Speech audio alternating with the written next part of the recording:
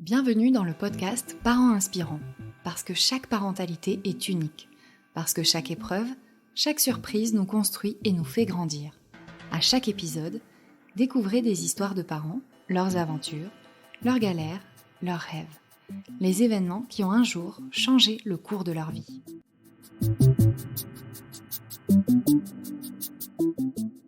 Avoir peur de l'accouchement, c'est tout à fait normal.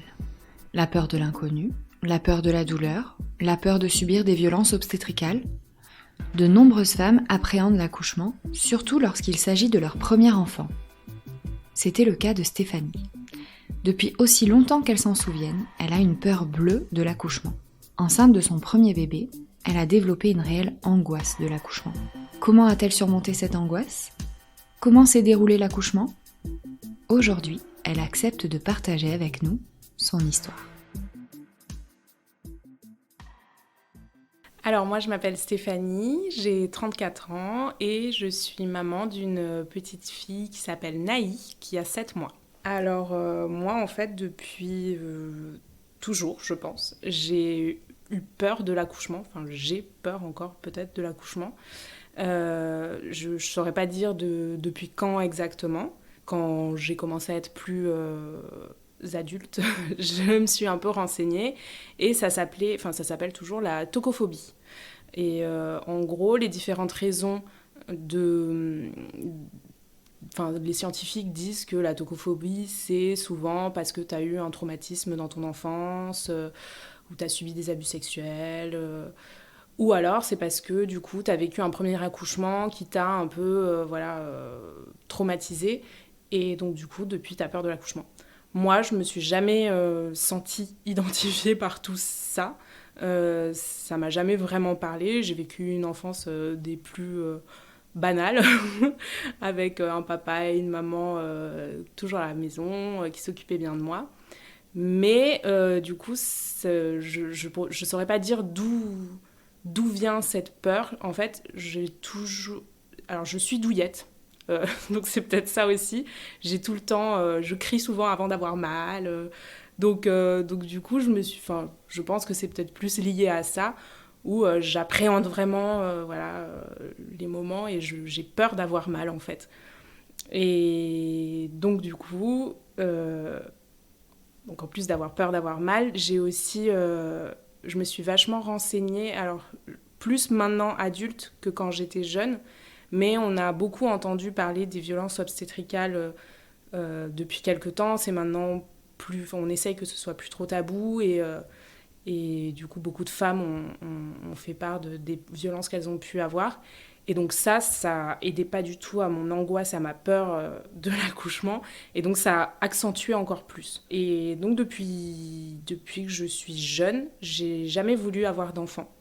Je me suis dit, en fait, non, j'ai trop peur de tout ça. Et en plus, pourquoi faire un bébé alors que du coup, il y en a plein qui n'ont pas de maman. Donc, j'étais persuadée que j'allais adopter un enfant plus tard. Finalement, j'ai rencontré mon mari. et, en fait, voilà, forcément, on tombe amoureux. Et puis après, du coup, on a envie de créer un petit être qui représente tout l'amour qu'on a l'un pour l'autre. Et en fait, sans me poser vraiment la question, du coup, voilà, on s'est dit qu'on voulait être parents.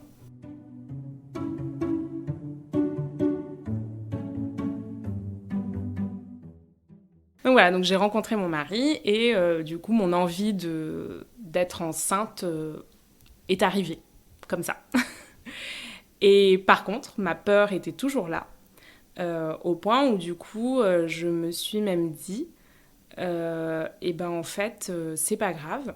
Si je dois avoir un enfant, j'irai dans une clinique privée et je demanderai une césarienne pour ne pas justement avoir à souffrir, pour être anesthésiée de toute la partie du bas et ne rien sentir. Voilà, j'avais tellement peur qu'en fait, j'en suis venue à ça, quoi. Du coup, donc c'est l'été dernier où on a envisagé avec mon mari donc d'avoir un bébé. Donc au début, le premier trimestre, en fait, je crois que j'ai pas réalisé encore que j'étais vraiment enceinte. Parce qu'en plus, il faut le garder secret pendant 3 mois, au cas où il y a une fausse couche ou quoi. Donc je pense que j'ai un peu fait abstraction de ça. Et c'est plutôt après. Et puis surtout, en fait, aussi, c'est que moi, je suis de nature ultra détente. J'ai pas vraiment de. Enfin, à part cette peur de l'accouchement, mais j'ai pas vraiment d'angoisse particulière. Enfin voilà, je suis assez détente comme personne. Et donc, du coup, bah, forcément, je m'étais peut-être pas aussi non plus posé toutes ces questions pour le après. Et en fait, donc ouais, quand le deuxième trimestre a commencé, et que là, bah, tout devient un peu réel, enfin, le ventre, on le dit à tout le monde, enfin, voilà, on prévoit aussi, bah, du coup, enfin, tous les rendez-vous avec le gynéco, la sage-femme, etc. Donc c'est là où j'ai commencé à réaliser de plus en plus. Donc j'ai commencé à me renseigner encore plus sur toutes les violences obstétricales qu'il pouvait y avoir. Je faisais écouter tous les podcasts que j'écoutais à mon mari pour qu'il soit renseigné, pour que du coup, s'il voit qu'il se passe quoi que ce soit d'anormal pendant l'accouchement, qu'il intervienne, qu'il fasse quelque chose. Et aussi, quand j'ai eu la deuxième écho, il me semble, ma fille était positionnée la tête en haut. En siège. Ouais, elle était en siège. Et en fait, bizarrement, ça m'a soulagée. Parce que je me suis dit, oh là là, ben, trop bien, je vais avoir une césarienne. Parce qu'en fait, elle est pas forcément bien positionnée. Mon gynéco savait aussi que j'avais extrêmement peur, donc du coup, il m'avait parlé vite fait de comment on peut faire pour remettre l'enfant à l'endroit, mais je m'en foutais, parce que j'avais pas spécialement envie. Et donc du coup, il avait tout de suite compris, parce il avait dit, voilà, s'il faut, bah, on prévoira une césarienne. Mais pour l'instant, il m'a quand même remis les pieds sur terre. C'est encore trop tôt, donc en fait, elle peut encore bouger plein de fois. Donc du coup, voilà, on verra plus tard.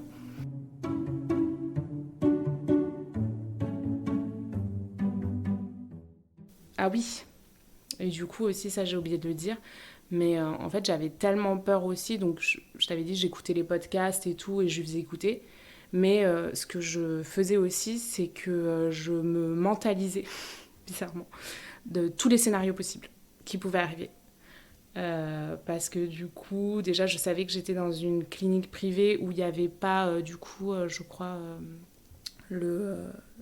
enfin, comme c'est pas comme c'est une clinique privée et pas un hôpital, je crois que, voilà, comme tu dis, c'est pas un niveau 3. Et donc, du coup, s'il y avait quoi que ce soit pour le bébé, il allait être transféré, donc du coup, on allait être séparés. Donc, tout ça, en fait, moi, je m'étais préparée à tout. Toutes ces éventualités. Je m'étais préparée aussi au fait que potentiellement je ne pouvais pas avoir la péridurale, que n'importe quoi pouvait arriver et qu'en fait l'anesthésiste, bah, je pouvais ne pas être sa priorité, donc du coup fallait faire sans.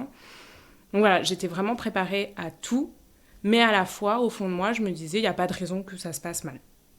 Donc c'était un peu, voilà, je me préparais à tout, mais je restais quand même un peu, voilà, positive parce que c'est mon caractère et je me disais de toute façon, tout se passera bien, il n'y a pas de raison, tout s'est toujours bien passé pour moi, donc pourquoi, voilà.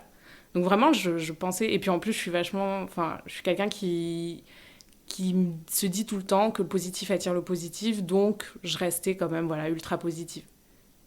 Mais je restais tout le temps préparée à tout. Donc tu vois, j'étais vraiment...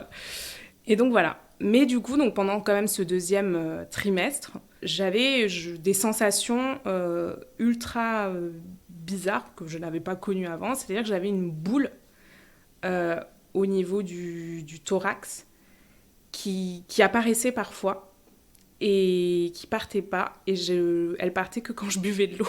C'était ultra bizarre.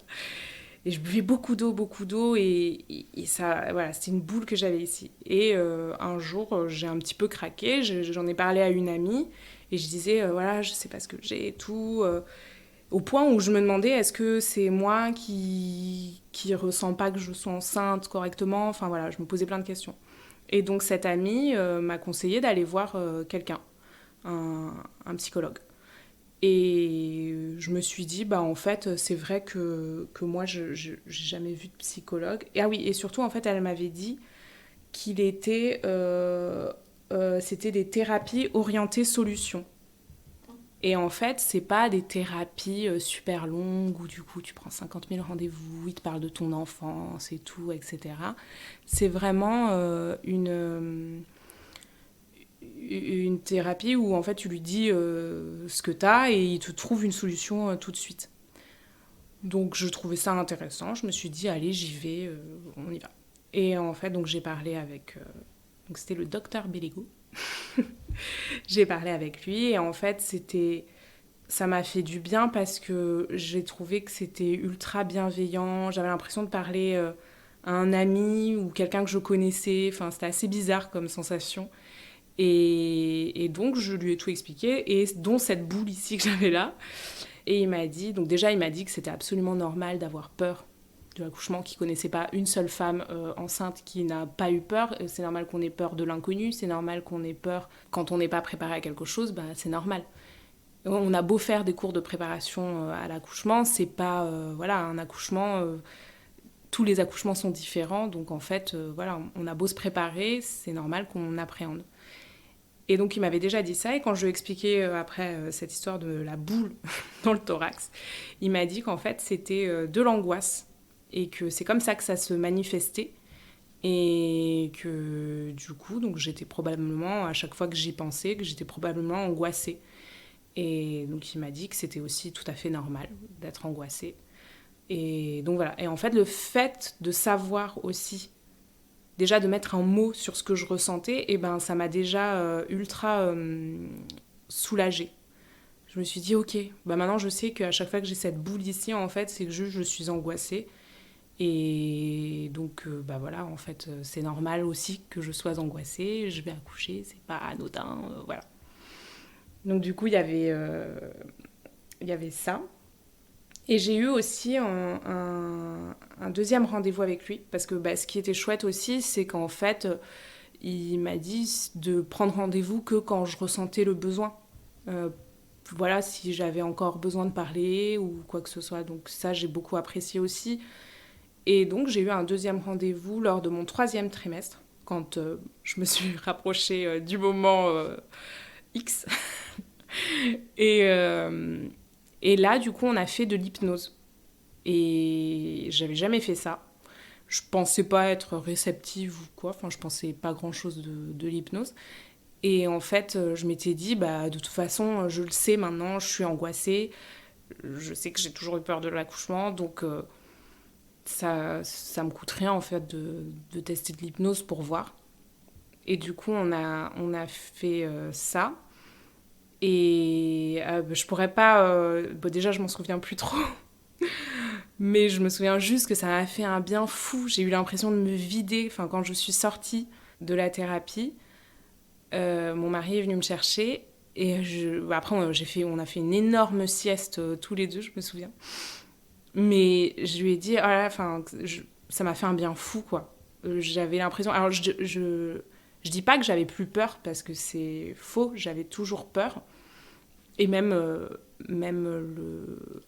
le docteur Béligo m'avait dit ça va pas vous enlever la peur comme ça. Mais en fait, ça me permettait, enfin, je saurais pas dire, ça me permettait de réaliser et de me calmer et de maîtriser un peu, on va dire, cette peur. Donc, j'avais aussi vu que on pouvait faire de l'acupuncture aussi.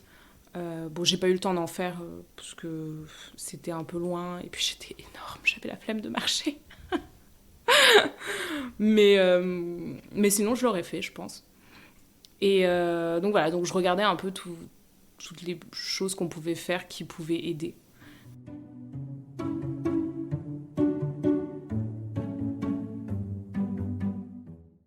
Autre chose aussi qui m'a aidée, mais finalement qui était une surprise au final, c'est mes amis m'ont organisé une Blessing Way. Et donc du coup, c'est la cérémonie pour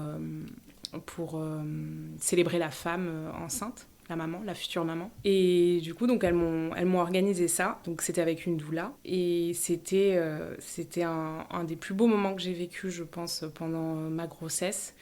Parce que du coup, on était entourés d'amour, d'énergie positive. Et moi, j'adore ça. Tout ce qui est dans le positif. Et surtout, en plus, du coup, mes amis savent aussi que j'avais peur de l'accouchement. Donc elles m'ont toutes écrit des petits mots, des petits mantras pour que ce moment se passe bien pour moi. Et tous ces petits mots, je les ai conservés dans un petit pochon que du coup j'ai gardé pendant l'accouchement. Et donc il y avait aussi une cérémonie, tout un rituel autour d'une bougie qu'elles ont allumé lors de mon accouchement. Enfin voilà.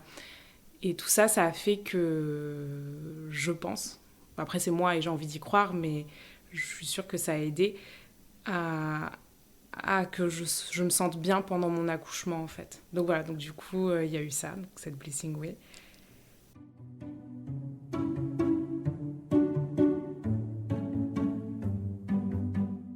Du coup oui, donc au cours de ce 3e trimestre, j'ai aussi fait un projet de naissance. Donc j'avais une amie qui en avait fait un et elle m'avait dit d'en faire un. Et donc je m'étais dit allez, je vais me poser, je vais le faire moi aussi.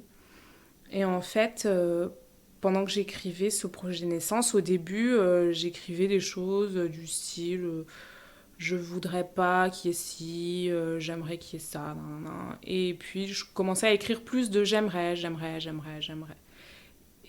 Enfin, j'aimerais que la lumière soit tamisée, j'aimerais mettre ma petite musique. Je disais plus des choses comme ça. Et en fait, à la fin, je me suis dit bon, c'est chouette déjà parce que je suis en train de plus mettre des choses que j'aimerais et plutôt que de mettre des choses dont j'aimerais pas. Et en fait, j'ai enlevé tout ce que j'avais mis que je ne voudrais pas qui apparaissent ou qui se passent pendant l'accouchement. Je me suis dit, souviens-toi, Steph, en fait, tu peux pas prévoir, tu peux pas savoir. Donc, s'ils ont besoin d'intervenir avec tel instrument ou s'ils ont besoin de te faire une épisio, enfin voilà, c'est pour ton bien en fait finalement, c'est pour toi. Donc pour toi et pour le bébé. Donc du coup, je me suis dit, en fait, je vais juste leur faire confiance. Je veux juste qu'ils sachent que le corps médical qui va m'accompagner pendant ce moment sache que je leur fais confiance et je veux juste qu'ils sachent aussi que j'ai trop peur. Que j'ai trop peur et comme ça, qu'ils soient un peu à mon écoute, quoi. Et voilà, et du coup, j'avais écrit que l'unique chose en vrai que je voulais pendant ce moment, parce que c'est un moment magique qu'ils allaient partager avec moi, c'est qu'ils m'expliquent. Qu'ils m'expliquent tout ce qui était en train de se passer, si tout d'un coup il y avait un problème, pourquoi il y avait ci, pourquoi il y avait ça. Je voulais qu'ils m'expliquent à moi ou à mon mari, quoi.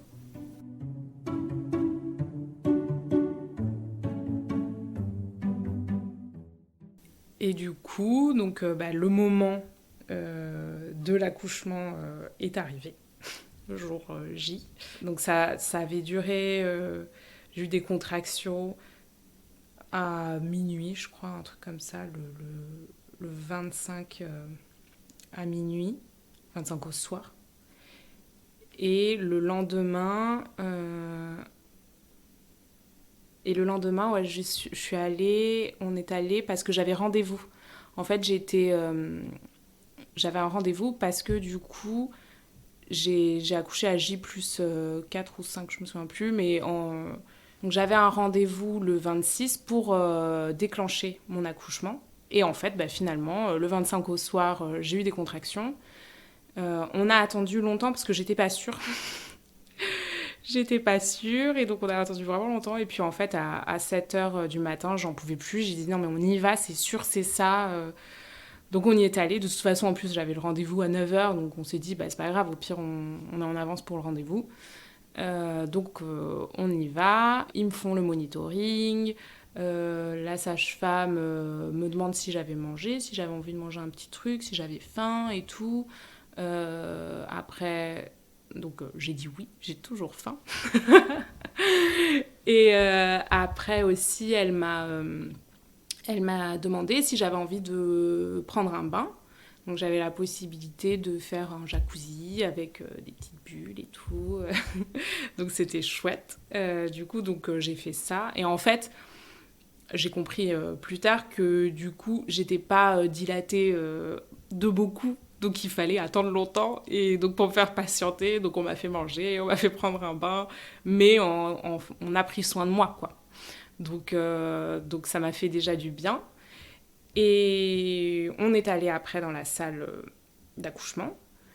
Et là, il fallait attendre. Mais qu'on m'a mis la péridurale. Enfin voilà, tout se passait lentement, mais calmement, sereinement. Et au bout d'un moment, ils avaient déjà lu au préalable mon projet de naissance. J'avais rien dit d'autre, il me semble, mais je sais qu'ils l'avaient lu parce que au bout d'un moment, on regardait la télé avec mon mari, pour te dire à quel point c'était long. Et on regardait la télé et au bout d'un moment, j'entends des hurlements, des cris, mais vraiment horribles. Donc là, je lui dis, t'as entendu, c'était quoi et tout. Il me fait, non, non, c'est rien, c'est la télé et tout. J'ai fait, mais non, il y a des femmes qui crient, qui hurlent à la mort. Et il dit, bon, mais Steph, c'est normal, on est dans un... Voilà, t'inquiète pas, ça va bien se passer. Donc il essaie de me rassurer. Et je commence un peu à paniquer et tout. Et au bout de quelques minutes, je dirais une dizaine de minutes, la sage-femme est arrivée. Et elle me dit, ça va Bon, j'ai fait comme j'ai plus vite que j'ai pu. C'était pour vous rassurer, hein, mais les femmes qui crient, elles accouchent sans péridurale, ce qui n'est pas votre cas, donc ne vous inquiétez pas. Et en fait, ça m'a... Alors déjà, ça m'a soulagée pour la péridurale, parce que je l'ai eue, et du coup, j'étais soulagée. Et en fait, j'étais trop contente qu'elles se souviennent que j'avais peur, et qu'elles viennent me rassurer pour ça, quoi. Donc c'était juste génial.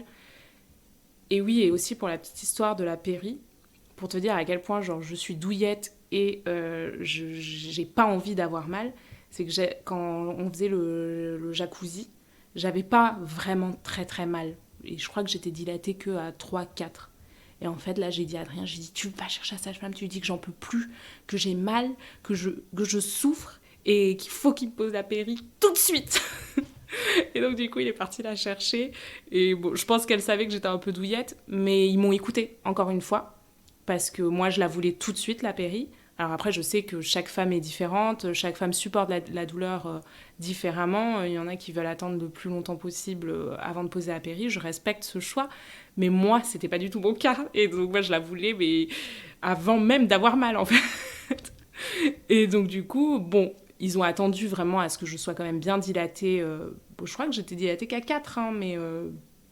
et du coup, en fait, voilà, ils sont venus et ils m'ont dit, ok, bon, ils ont pris un petit peu leur temps aussi pour que je sois un petit peu plus dilatée. Et voilà, et j'ai eu la péri, mais enfin, vraiment assez vite, parce que du coup, je l'avais demandé assez vite, quoi. Donc ça aussi, encore une fois, c'est pour montrer à quel point, en fait, je me suis sentie écoutée. Et tout ça, je pense que ça m'a aidé petit à petit à... Alors encore une fois, pas à avoir pas peur, parce que j'avais peur, mais à me sentir bien en fait. Et, euh, et du coup, on vient le moment où finalement, voilà, elle allait arriver. Et donc la sage-femme arrive et me dit bon, c'est le moment. Et là, panique. Je me mets à pleurer. Je me mets à pleurer, je lui dis j'ai peur, je me souviens plus des moments, comment faut respirer, je me souviens plus de tout ce que j'ai appris et tout. Et donc encore une fois, en fait, elle m'a dit ne vous inquiétez pas. Donc j'avais toujours Adrien qui était à côté de moi, qui du coup me faisait des petites caresses sur le visage. Donc je sentais sa présence, comme quoi il était là. Donc ça aussi, ça m'apaisait, je pense. Mais du coup, j'avais surtout la sage-femme qui me rassurait, qui me disait vous inquiétez pas, on va vous dire comment faire et tout. Donc voilà, donc en fait, j'ai pleuré, mais ça n'a pas duré très longtemps parce que quand je l'ai écoutée, je me suis tout de suite dit mais oui, mais depuis tout à l'heure, en fait, elle vient te voir, elle t'explique tout, elle t'écoute. Donc en fait, là, ce qu'elle te dit, c'est vrai, quoi. Donc ne t'inquiète pas. Et donc, voilà, ça a duré peut-être même pas quelques secondes et je me suis vite reprise et j'ai fait OK.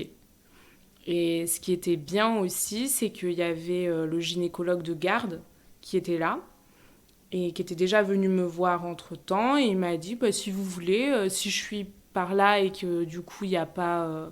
je peux venir assister et être là pour vous accompagner. Et donc, j'ai tout de suite dit oui. J'ai dit, bah oui, si vous êtes là, oui. Et en fait, bah, il est venu quelque temps après, pendant que j'étais en train de faire le travail, quoi. Et il m'a aidé. Il m'a aidé pour pousser parce qu'en fait, il me disait, donc ça j'avais trop apprécié aussi, c'est que il me disait, enfin comme du coup j'avais la péri, je l'ai eu vachement tôt et en plus c'était la petite dosette, donc j'en ai un peu abusé, j'arrêtais pas de d'appuyer. Je voulais vraiment pas avoir mal, donc en fait je savais pas vraiment si je poussais bien, quand pousser, et il était là pour me dire, donc il me disait voilà, vous voyez quand je fais comme ça, faites, donc il me faisait un petit mouvement. Vous poussez et vous essayez de voir ma main vers le haut, quoi. Et bon, je sais pas si c'est très clair, mais en tout cas, il m'a accompagnée. Donc voilà, donc après le moment est venu où ben, Naï est arrivée. Et finalement, il y a eu tout un temps d'attente, vraiment, donc depuis le 25 minuit, et elle est née le 26 au soir à 23h59. Et en fait, pendant tout ce temps, j'ai pas, j'ai pas eu l'impression, du moins, d'avoir ultra peur, d'être angoissée comme je pouvais l'être. Et en fait, j'avais l'impression, ben, comme du coup, que tout était réuni pour que ça se passe bien. Et au final, tout s'est super bien passé. En fait, il y avait... Ah oui, parce qu'aussi, j'ai gardé mon petit pochon avec les petits mots que mes amis m'avaient fait lors de la Blessing Way. Et je l'ai gardé pendant l'accouchement. Et la sage-femme m'a même demandé qu'est-ce que c'était. Elle m'a dit c'est des gris-gris. Et du coup, je lui ai expliqué. Elle a dit ah ok. Je lui ai dit je peux le garder. Elle m'a dit oui, oui, serrez-le fort. Et donc, je l'ai serré super fort. Et donc, il m'a accompagné. Donc, ce petit pochon avec tous les petits mots m'a accompagné pendant mon accouchement. Et donc, en fait, tout ce que j'ai vécu avant, pendant la grossesse, avec, voilà, donc, quand je suis allée voir un psychologue, quand, du coup, j'ai fait de l'hypnose, quand il y a eu la Blessing Way, les moments aussi, finalement, de partage avec mes amis, qui a fait que, du coup, j'étais plutôt positive, je me laissais un peu porter par ma grossesse. Et ben tout ça, j'ai l'impression que toutes ces ondes positives étaient réunies lors de mon accouchement et qui ont fait que j'ai oublié tout le reste. Et juste, en fait, voilà, tout s'est trop bien passé. Et puis j'étais... Enfin, ouais, j'ai relâché toute la pression. Et puis ça a pas... Enfin, finalement, ça n'a pas duré longtemps. Finalement, heureusement que la péri existe parce que j'ai pas eu mal. Et puis ouais, puis voilà, et puis ça s'est passé comme ça.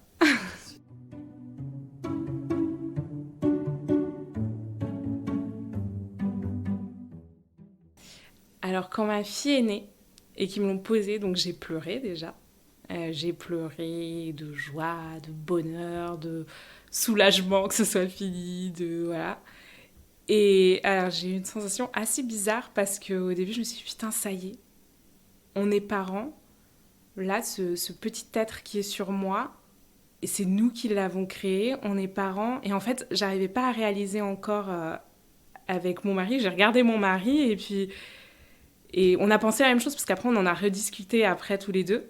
Et on a pensé à la même chose en se disant oh, putain on réalise pas là qu'on est parents quoi. Enfin c'est trop bizarre comme sensation.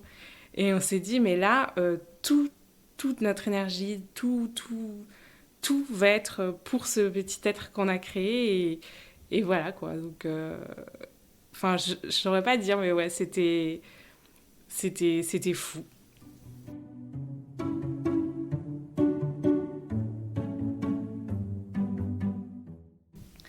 En fait, j'ai une copine aussi qui m'avait écrit. Moi, je lui avais écrit parce qu'elle avait accouché pendant ma grossesse. Elle avait accouché, donc je lui avais écrit un petit message pour la féliciter et tout. Et elle savait aussi que j'avais peur de l'accouchement. Et elle m'avait envoyé un petit message en retour en me disant « Laisse-toi guider par la magie de la nature et tout ira bien. Si ce genre d'événement nous apprend bien quelque chose, c'est que l'on est capable de bien plus que ce que l'on imagine. » Je vais pleurer. Et en fait, du coup, enfin, voilà, je me suis dit, c'est vrai, on est toutes capables de faire ça.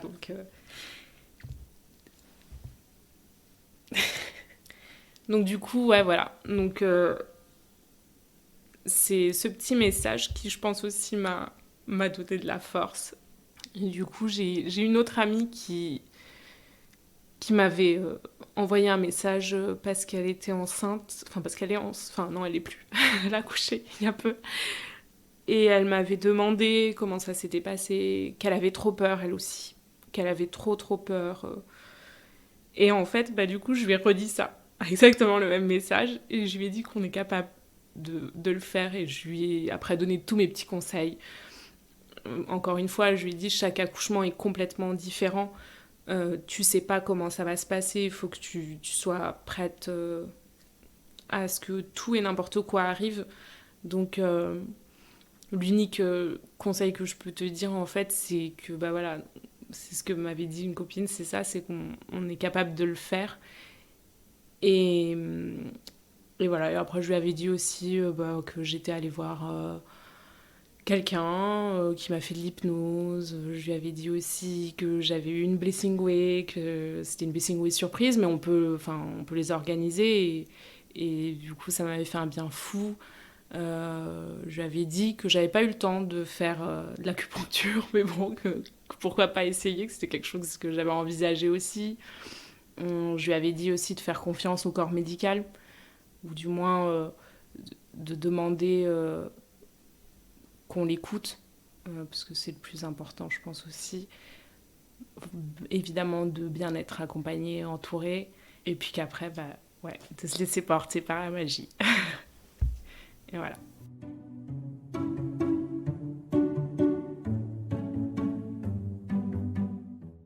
Pour finir, ouais, je voulais remercier surtout toutes les personnes qui étaient présentes lors de mon accouchement du 26 mai à 23h59.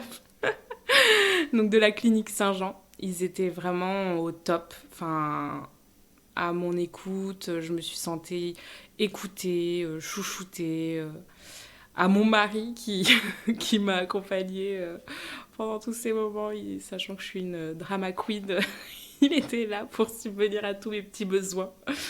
Et puis à toutes mes amies qui étaient présentes par la pensée, à ma famille. Pendant la Blessing Way, ils avaient dit la doula nous avait donné une petite bougie et avait dit à mes parents qui n'étaient pas là et à ma sœur d'allumer une petite bougie pour lorsque le travail commencerait, pour du coup m'accompagner pendant ce moment-là. Et en fait, donc tout le monde l'a fait. Et j'ai même une amie qui a emmené sa bougie, elle partait en vacances en Corse et elle l'a emmenée avec elle pour pouvoir l'allumer.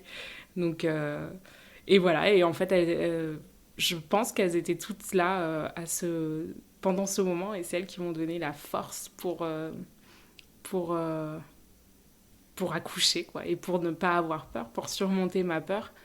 Et voilà, et c'est pour ça que je pense que grâce à toutes ces personnes-là, ma famille, le corps médical, mes amis, et même mes collègues de boulot, finalement, qui tous les jours, j'en apprenais à chaque fois.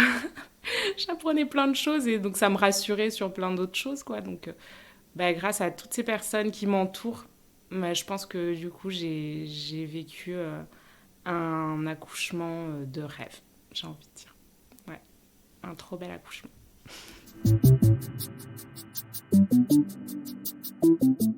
Voilà, l'épisode touche à sa fin.